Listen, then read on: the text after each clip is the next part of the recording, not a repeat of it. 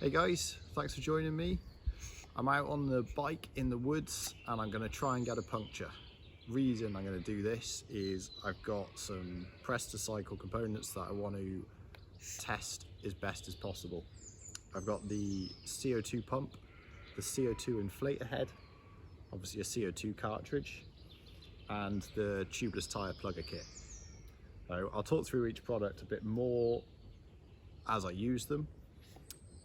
But basically, that's all I've got in my pocket. I'm going to go and ride around one of my sort of favourite cyclocross rocky little loops where I quite often end up getting a puncture. Hopefully I'll get one without having to ride around for hours, and then I get to use these products and show you how they work.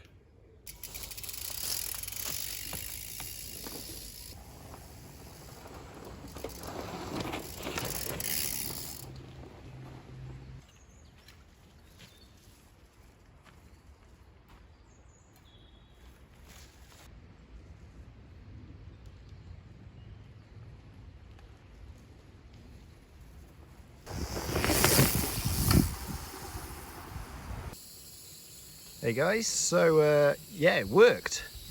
Just been smashing around the woods for as long as I can until the inevitable happened. Lovely little puncture. So now we're going to find out if we can fix it. I'm going to use one of the longer tire, the thinner tire worm actually. Thread that through the sort of insertion tool. Then the insertion tool actually threads into the valve head, which is pretty cool. Just gives you something a little bit better to hold on to.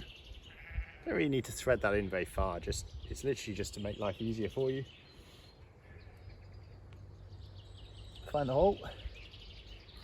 Oh. Shove that in there. Come on, in you go.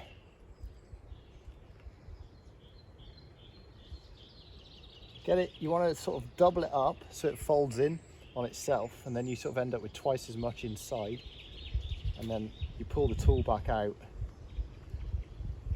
and you've got like a bow inside then, which will stop it coming back out from there. So that should hold that. And then I've got the CO2 cartridge. So the way this valve actually works is that valve has a flow control.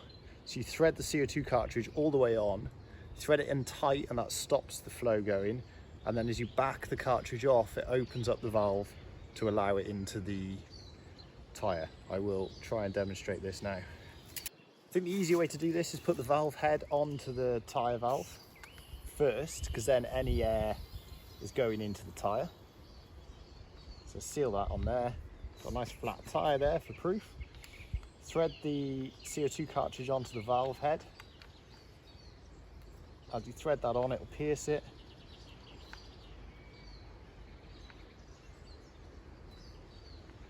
I believe. And then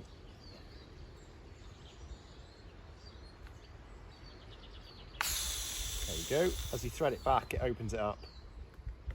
Solid. If you needed to top up the tyre at all, you've obviously then got a mini pump attaching to the same tool. You just whack that on there to finish the job, but this has gone up rock hard. Kind of worm, that's staying in nicely. Good to go.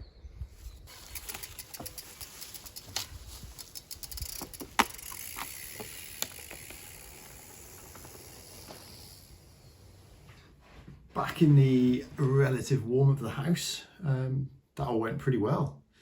Got a puncture, fixed a puncture, tyre worms work really well.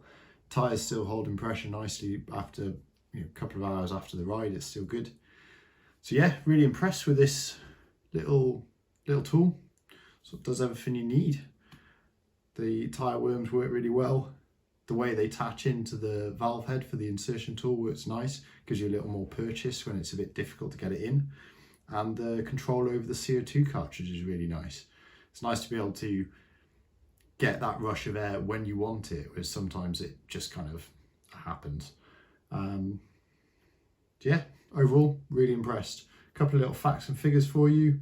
The pump on its own is just 35 grams. And then with the CO2 head as well, that's another 12 grams. And with the standard CO2 cartridge, all in all, that comes to only 111 grams.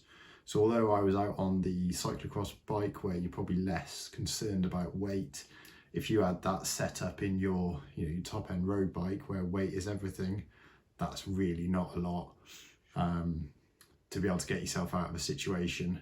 And the sort of just inflation capability, the pump on its own, then is going to become a lot more relevant on a road bike as well.